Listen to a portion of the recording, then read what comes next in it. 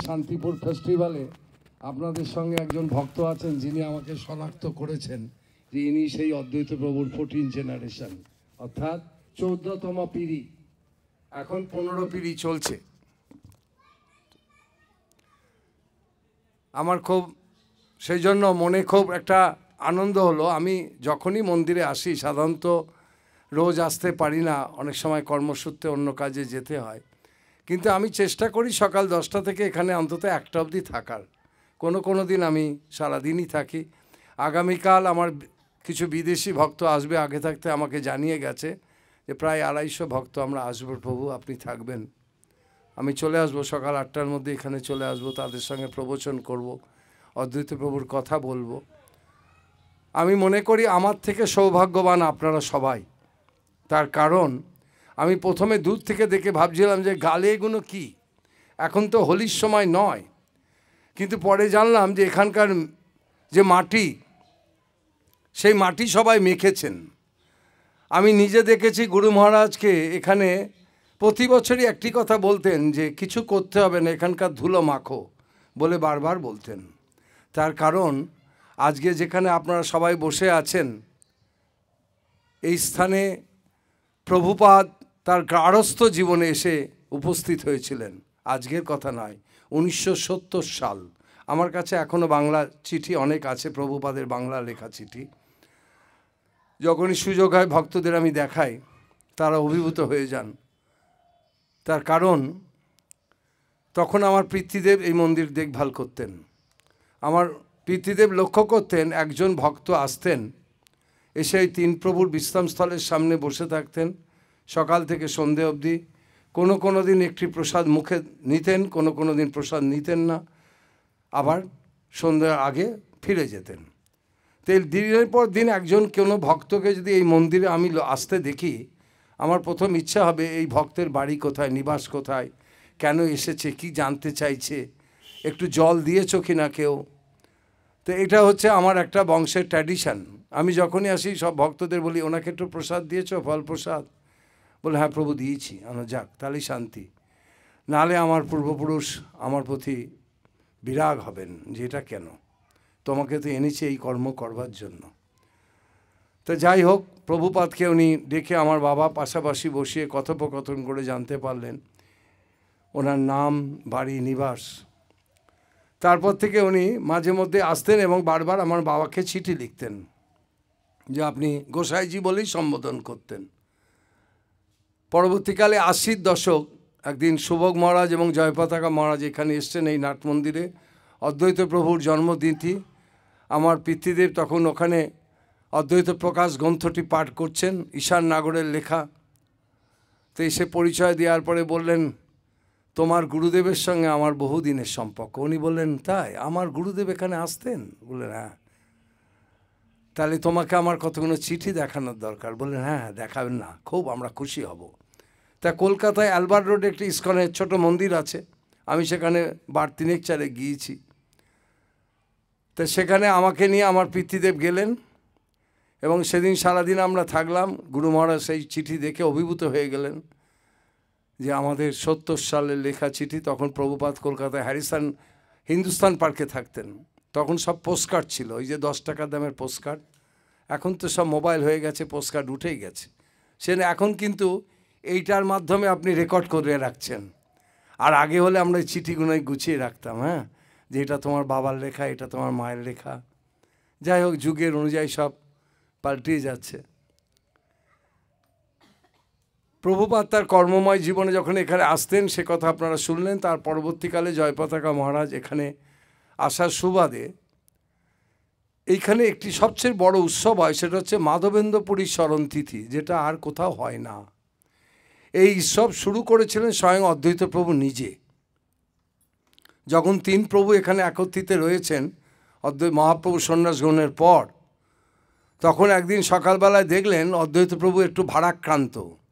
মহাপ্রভু জিজ্ঞাসা করলেন, আজকে তোমার মন একটু ভারাক্রান্ত মনে হচ্ছে, চোখে মুখে কীরকম ছাপ?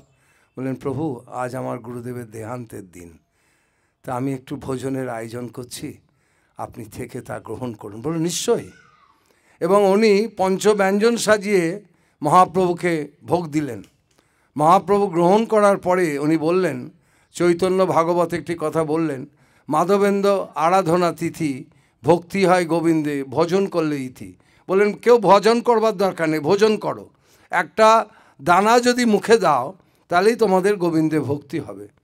অদ্বৈত প্রভু এইটা সৃষ্টি করলেন। পরবর্তীকালে আমার বংশধরেরা পরম্পরায় যারা আছেন রক্ষা করে আসছেন। কিন্তু দেখা গেল এই মন্দির দিনকে দিন বড় হচ্ছে, ভক্ত সমাগম বাড়ছে। আমরা অনেকেই জানি যে রামদাস বাবাজি বলে একজন খুব বড় মহাত্মা সাধক ছিলেন, যার প্রত্যেক মানুষই একটা কর্ম করবার জন্য এখানে আসেন, কর্ম শেষ হয়ে গেলে ভগবান তাকে ছুটি করে দেন। সবাই এটা কিন্তু জানা দরকার, যে কে যা কর্ম করে উনি লিখে পাঠিয়েছেন সেটাই হবে, তার বাইরে কিছু হবে না। সেই রামদাস বাবাজির কথা না বললে অসম্পূর্ণ থেকে যায়, অন্তত আমার কাছে। আমার বাবা বলেছিলেন, আমি তখন হাফ প্যান্ট পরা ছেলে, আমি এসেছি, বাবাজি মহারাজ রয়েছেন। আমি বললাম, বাবাজি মহারাজ আপনি এখানে কখনো তিন প্রভুকে দেখেছেন? বললেন, দেখলাম। সে বাবাজি মহারাজ হাউ হাউ করে কাঁদতে লাগলেন আর কাঁপতে লাগলেন। বললেন, এ বিষয়ে কোনো ভুল নেই, আমি তিন প্রভুকে দেখেছি। বললেন, আচ্ছা। তো সেই বাবাজি মহারাজ, আমরা পুরীতে গেলে হরিদাস ঠাকুরের সমাধি মন্দির দেখি তো, যেখানে সবসময় নাম হচ্ছে ভজনিতায় গৌর রাধে শ্যাম জপ হরে কৃষ্ণ হরে রাম। কলকাতার একজন খুব ধনী মা পুরীতে অবস্থান করছেন। একদিন সকালবেলায় দেখলেন সমুদ্রের পাড় দিয়ে এক বাবাজি যাচ্ছেন ভজনিতায় গৌর রাধে শ্যাম জপ হরে কৃষ্ণ হরে রাম করতে করতে।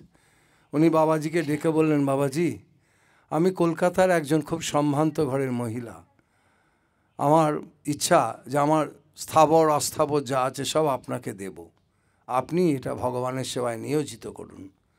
উনি বললেন, মা আমি এ কাজ করব না, পেছনে রাম আসছে, তুমি রামকে দিও মা, রামের কাজে লাগবে। তো উনি দীর্ঘকাল অবস্থান করে আছেন, কিন্তু দেখছেন রাম বলে কাউকে দেখতে পাচ্ছেন না।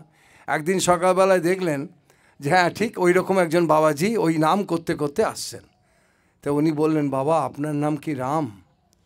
বললেন, মা তুমি আমার নাম জানলে কী করে? বললেন, না একজন বহুদিন আগে এক বাবাজি এখান দিয়ে যাচ্ছিলেন আর এই নাম উচ্চারণ করছিলেন, তা আমি বলতেই উনি আমাকে বললেন, পেছনে রাম আসছে, রামের হাতে তুলে দিও। তা আমি সেই জন্য আপনার খোঁজে এসেছি। তা বললেন, হ্যাঁ মা রাও। আমাদের পুরীতে যত সম্পত্তি আছে এই সম্পত্তি সব লিজ সম্পত্তি, কারো ব্যক্তিগত সম্পত্তি নয়। 100 বছর 50 বছর লিজটাকে আবার বাড়াতে হয়। ওইখানে তখন হোটেল হবে বলে সব স্থির হয়ে গেছে, অর্থাৎ অদ্বৈত এই হরিদাস ঠাকুরের সমাধিস্থান একটা হোটেলের রূপ নিচ্ছে। রামদাস বাবাজি নিজে হাতে সেই অর্থ দিয়ে সেই লিজ নিয়ে সেই সম্পত্তি রক্ষা করেছিলেন। তাই আজকে আমরা হরিদাস ঠাকুরের শ্রীপাঠ দর্শন করতে পারি, নাহলে কিন্তু আজকে ধূলিসাৎ হয়ে যেত। সেই জন্য বাবাজি মহারাজ এসেছিলেন এই কর্ম করবার জন্য। তাই আজকে আমরাও যখন যাই পুরীতে গেলে একবার গিয়ে অন্তত দর্শন করি আর ওই নামটা শ্রবণ করি। সব নামেরই একটা শক্তি আছে, যে যেভাবে ভগবানকে নেবেন। সবসময় ভগবান কৃষ্ণের রূপ কিন্তু এক হয়নি, তার জন্য অনেক জায়গায় রাধা মাধব, রাধা মদন গোপালজিউ বিভিন্ন রূপে উনি বিরাজিত হয়ে আছেন, কোথায় বংশীধারীজিউ। তো এই রামদাস বাবাজি মহারাজ পরবর্তীকালে এই উৎসবটাকে রক্ষা করে আসছিলেন। 1990-এর আগে 89 সালে বাবাজি মহারাজ ভক্তদের নিয়ে আমার বাবাকে বললেন, আমি আর উৎসব করতে পারবো না, আমার অর্থবল লোকবল দুটোই কমে গেছে, আগামী বছর থেকে এসে আমি শুধু প্রভুর মালসা ভোগ দিয়ে চলে যাব, অর্থাৎ ওই চূড়া দই ভোগ হবে। তখন আমার বাবা বললেন, চলো চৈতন্য ভাগবত গ্রন্থটা নিয়ে জয়পতাকার কাছে যাই। তা আমরা দুজনে মিলে গেলাম। গুরু মহারাজ খুব আদর করে আমাদের 3 তলার উপরে নিয়ে গেলেন, দিয়ে বললাম, বাবা বললেন জয়পতাকা, কেন উনি বলতেন my dear elder brother Jayapataka, অর্থাৎ জয়পতাকা আমার বড় ভাই। বললেন, জয়পতাকা আমি এসেছি, আজকে একটা সিদ্ধান্ত তোমাকে নিতে হবে। বলে উনি চৈতন্য ভাগবতটা খুলে দেখালেন। বলে, নিশ্চয়ই এই উৎসব আমরাই করব। বললেন, আজকে জিবি মিটিং আছে, এটা পাস হবে। সন্ধেবেলায় জিবি মিটিং হলো, সবাই উলুধ্বনি দিয়ে এই শান্তিপুর ফেস্টিভ্যালের সূচনা হলো 1990 সালে। সেই থেকে জয়পতাকা মহারাজ আজ অবধি 2-1 বার শারীরিক কারণে আসতে পারেননি। কিন্তু এটা মনে রাখতে হবে যে ইসকনের সমস্ত ভক্তদের এটা একটা প্রাণকেন্দ্র হয়ে দাঁড়িয়েছে। তার একটাই কারণ যে প্রভুপাদ এসে এখানে আসতেন, তার মানে আমাদের সঙ্গে অদ্বৈত প্রভুর পরিবারদের একটা বহুদিনের সম্পর্ক। এই সম্পর্কটা সময় কেউ বাহ্যিক দেখছে, কিন্তু হয়তো ভেতরে তার বীজটা আগেই বপন করা ছিল। নাহলে বলুন না, অনেকেই তো আসছে, সবার সঙ্গে কি কারো দেখা হয় না? কেউ কাউকে আমরা তার পরিচয় জানতে চাই। তা যাই হোক, আপনাদের ভক্ত আমাকে চিনে ফেললেন বলে আজকে আমি এখানে বসে দুটো কথা বলতে পারছি। আর সবাই বলছেন আসামবাসী। আসামবাসী অদ্বৈত প্রভুর শ্রীহট্টের লোক ছিলেন, তো সেজন্য আসামে আমাদের অনেক ভক্ত আছে। শিলচর, হাইলাকান্দি, এসব জায়গায় আমাদের প্রচুর শিষ্য আছে। আমার আছে, ছেলের আছে, সবাই আমরা মাঝে মধ্যে যাই, বছরে একবার কি মাঝে দুবার। সেই জন্য আসামের প্রতি আমাদের একটা আলাদা টান আছে। আর একটা টান যে এই যে ইম্ফল, মণিপুরের প্রচুর ভক্ত এখানে আসেন শীতকালে। এরা খুব অদ্বৈত প্রভু, মহাপ্রভু আর নিত্যানন্দ প্রভুর ভক্ত। এরা আর কারো ভক্ত না। এই তিনজনকে দর্শন করলে ওরা মনে করে আমাদের জীবন সার্থক হয়ে গেল। আমরা অনেক সময় ভগবানের কাছে কোনো অর্থ না পেলে বা কোনো পুত্রশোক হলে বা কোনো মেয়ের বিবাহ ভেঙে গেলে যেমন কাঁদি, এখানে এসে যখন মণিপুরীরা কাঁদে, তাদের আওয়াজ এবং তাদের ক্রন্দন দেখে মনে হয় যে কতটা অদ্বৈত প্রভুকে ওরা ভালোবাসে। যাই হোক, এটা গেল একটা ছোট্ট ইতিহাস। আর এই স্থান বৈষ্ণব জগতের প্রজ্জ্বল ভাস্কর শান্তিপুর গরিমা শ্রী শ্রী বিজয়কৃষ্ণ গোস্বামী, শান্তিপুর পুরন্দর শ্রীমৎ অদ্বৈতাচার্যের লীলাভূমি। এখানেই শ্রীবাস এসেছেন, এখানে গদাধর প্রভু এসেছেন, এখানে নিত্যানন্দ প্রভু এসেছেন, এখানে সচিমাতা এসে 10 দিন ছিলেন। এইখানে এসেই তার আদরের দুলালকে আদর করে 10 দিন বাদে গৃহে গিয়ে ফিরে গেছেন। এবং সেই আদরের দুলাল আস্তে আস্তে লীলাচলের উদ্দেশ্যে রওনা দিয়েছেন। পরবর্তীকালে মহাপ্রভু আর আসেননি। যাই হোক, সেই জন্য এই সমস্ত স্থানে যারাই আসবেন, একটা কথা মনে রাখবেন, আমি থাকি আর না থাকি, কেউ থাকুক আর না থাকুক, এই ধুলো এসে মাথায় মেখে টিকা করে নিয়ে যাবেন, তাহলে তার জীবন সার্থক হবে। আমি দেখছিলাম, আমরা সবাইকে আধ্যাত্ম জগতে যারা আছেন সবাই আমার প্রণম্য। আমি দেখছিলাম, আপনারা সবাই জানেন ইউটিউবে খুব প্রেমানন্দ ঠাকুরের খুব আলোচিত হচ্ছে। তাহলে ভাবুন, কত অল্প বয়সে তার 2টো কিডনি ফেলিওর, অথচ ভগবান তার শরীরটাকে কিভাবে এখনও রেখেছেন। এটাই একটা আশ্চর্য কৃপা। আপনাদের গুরু মহারাজেরও কিন্তু যে ব্যাধিটা হয়েছিল, কঠিনতম কঠিন ব্যাধি, সাধারণ মানুষ কিন্তু জীবন আর রাখতে পারে না। কিন্তু জয়পতাকা মহারাজের জীবনটা আছে একটা কারণে, ভগবান তাকে রেখেছেন যে তোমাকে দিয়ে আরও কর্ম হবে। এই যে আমাদের মহাপ্রভু বলেছিলেন, যত আছে নগরাদি গ্রাম সর্বত্র হইবে মোর নাম প্রচার, সেই নামটা তোমাকে দিয়েই হবে। সেই জন্য উনি ওনাকে সুস্থ রেখেছেন। এবং আমরা চাই অদ্বৈত প্রভুর কাছে, মহাপ্রভুর কাছে, যে উনি আরও দীর্ঘ আয়ু হোক, আরও সুস্থ থাকুন। এইভাবে প্রচারের আলোয় মহাপ্রভুর বাণী দিগন্তে ছড়িয়ে দিন। কারণ কাউকে কাউকে ভগবান এক একটা দায়িত্ব দিয়ে পাঠান। সেই জন্য জয়পতাকা মহারাজের কথা, ওখানে একজন বৈষ্ণব রয়েছেন, সকালবেলায় কথা হচ্ছিল যে উনি কত ধনী ঘরের ছেলে, বিরাট ধনী রাজা বলতে পারেন। সেই রাজা সমস্ত ত্যাগ করে একেবারে একটা মলিন বস্ত্র পরে শুধু ভগবানের নাম শ্রবণ করছে। সেজন্য তাকে দেখলেই ভক্তি হয়, তাকে দেখলেই ভালো লাগে। আর একটা কথা আমরা অনেক সময় বলছিলাম, ওনাকেও বলছিলাম সকালবেলা, যাহারে দেখিয়া আসিবে মুখে কৃষ্ণ নাম, জানিবে সে বৈষ্ণব প্রধান। সেই জন্য অনেক সময় আমরা তিলক কাঞ্চন করাকেই ভাবি বৈষ্ণব, সাধারণ মানুষকে ভাবি না বৈষ্ণব। এটা ভুল ধারণা। তার আচার, তার ব্যবহার, তার কথোপকথনই বলে দেবে যে সে পরম বৈষ্ণব। আর একটা কথা আমরা সবাই জানি যে ভগবানের যারা বৈষ্ণব অপরাধ কিন্তু খুব কঠিন। সেই জন্য বৈষ্ণবদের আমরা সবাই আমাদের কাছে প্রণম্য, এবং ধর্মের পথ সবার পায়ের তলা দিয়ে, কীট পতঙ্গ সবাই প্রণম্য। সেই জন্য ধর্মের পথ খুব কঠিন।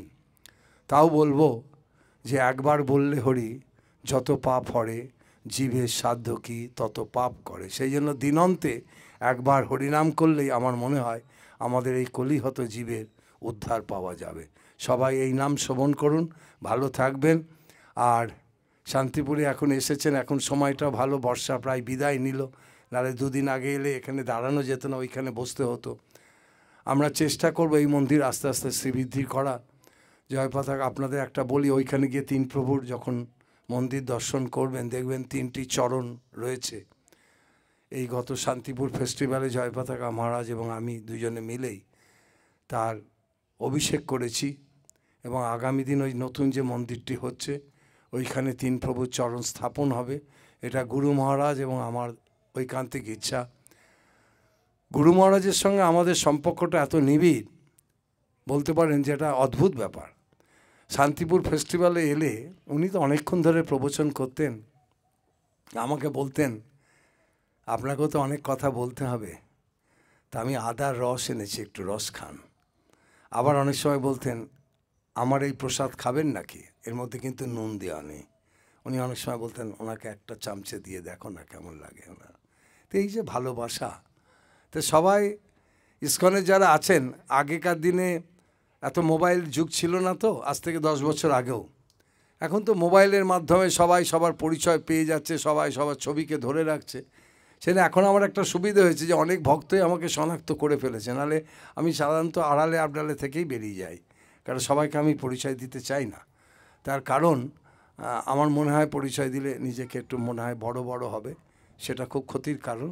তার চেয়ে আমি একজন সাধারণ মানুষ হিসেবে, ভগবানের ভক্ত হিসেবে আমি থাকতে চাই। এবং অদ্বৈত প্রভুর কাছে বলবো, প্রভু যখন এনেছো আমাকে দিয়ে অনেক কাজ করিয়ে নাও, শক্তি দিও, আয়ু দিও। আর সব ভক্তদেরও বলবো, ভগবানের কাছে প্রার্থনা করব যে এত কষ্ট করে ওরা এসেছে, যে আশায় এসেছে সবার যেন আশা পূর্ণ হয়।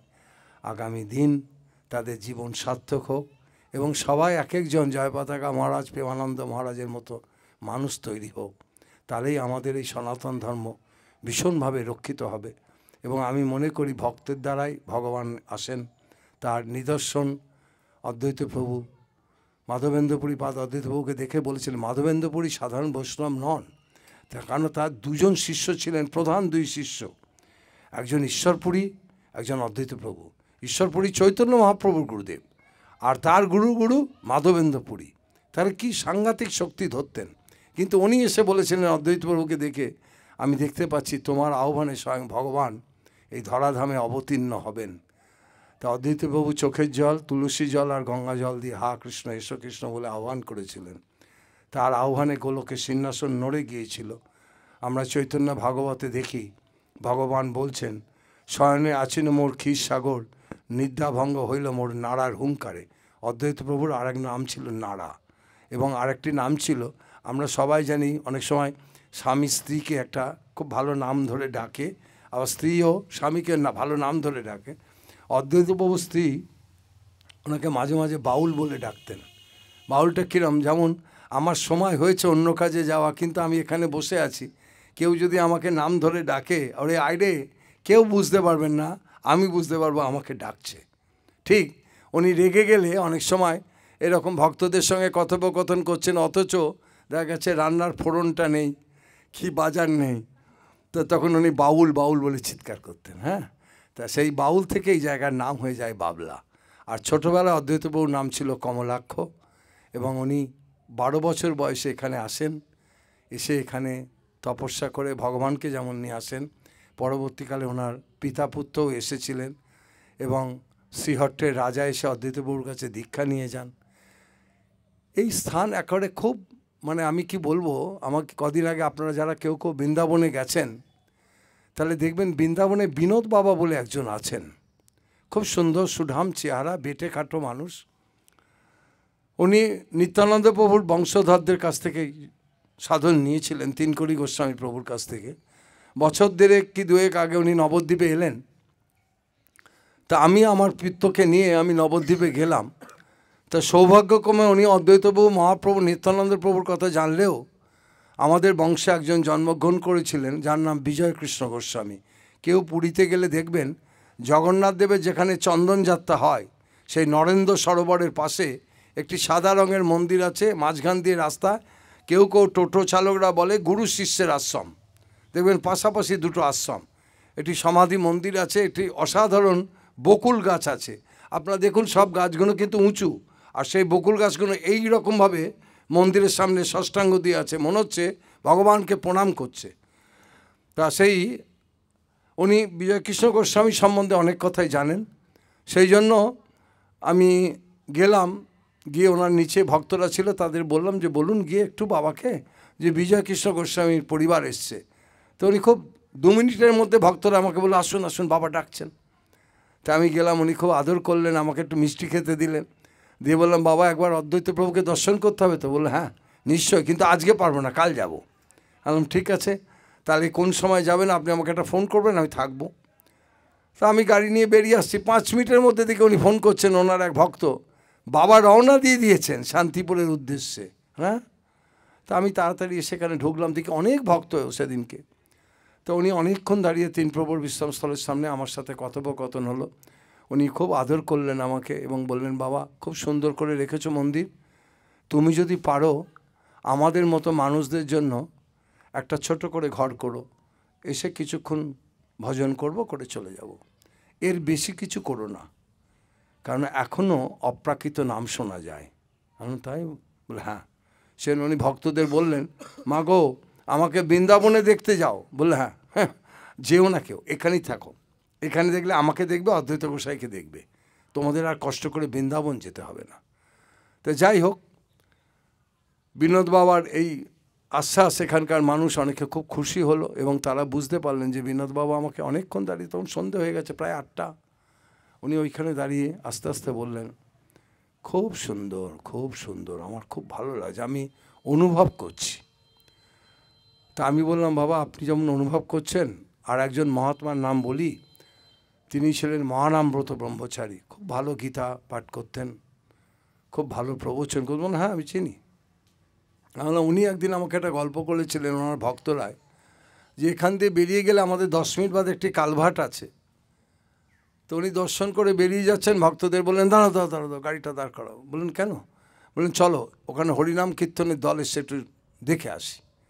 তো ভক্তদের নিয়ে আবার এলেন, গাড়ি ব্যাক করে এসে দেখলেন ফাঁকা, কিচ্ছু নেই। বললেন বাবা কই, কিছু তো নেই। হ্যাঁ, তো উনি হেসে বললেন সবাই কি আর দেখতে পায় না শ্রবণ করতে পায়? শোনো বাবা, এখানে এখনও অপ্রাকৃত নাম হয়, পারলে এসে মাঝে মাঝে প্রণাম করে যেও, তোমাদের কল্যাণ হবে। তা এরকম বহু মহাত্মার কথা শুনেছি। স্বাভাবিক, কারণ পঞ্চতত্ত্বের সবাই এখানে এসেছেন, কত বৈষ্ণবরা এসেছেন এখানে, তাদের পদধূলি চিহ্ন। কিন্তু আমি অনেক ভক্ত দেখেছি, সবাইকে যখন উনি বলতেন তারা ধুলো মাখতো, আর আজকে আমি নিজের চোখে এই মৃত্তিকা মাখতে দেখে আমি অভিভূত হয়ে গেলাম। তাই সবার শ্রীচরণে আমি প্রণাম জানাচ্ছি, এই ভক্তদের চরণে, যে এইরকম একটা সুন্দর আস্বাদন নিজে নিজের করা, এটা ভগবানের ইচ্ছা ছাড়া হয়নি। কেউ তো বলে দেয়নি যে এই মাটিটা মাখো, উনি নাই বলতেন ভক্তরা শুনতো মাখতো, আজকে কে বলেছে? কেউ তো বলেনি। তার মানে এটা বুঝতে হবে উনি যে কথাটা বলেছিলেন সেটাও আর একটা শিরোধার্য রূপ নিচ্ছে। আগামী দিন দেখবো হয়তো সবাই মাখতে মাখতে ঢুকছে। সবাই ভালো থাকবেন, আনন্দে থাকবেন, সারাদিন হরিনাম করুন, কর্মময় জীবন কর্ম করুন, কারণ সংসারে থেকেও ধর্ম হয়। শুধু ভগবানকে ডাকলে হবে না, পিতা মাতা সন্তানের প্রতি আমাদের সবার দায়বদ্ধতা আছে। তার মাঝখানে থেকেও বড় বড় মহাপুরুষরা বলেছেন সংসারে থেকেও ধর্ম হয়। সেজন্য এটা মাথায় রেখে সব অল্প বয়স, আগামী দিন সবাই অনেক বড় হবে। সবাই ভালো থাকুন, এই কথা বলে সবাইকে বলি হরে কৃষ্ণ কৃষ্ণ কৃষ্ণ হরে হরে, হরে রাম রাম রাম হরে হরে।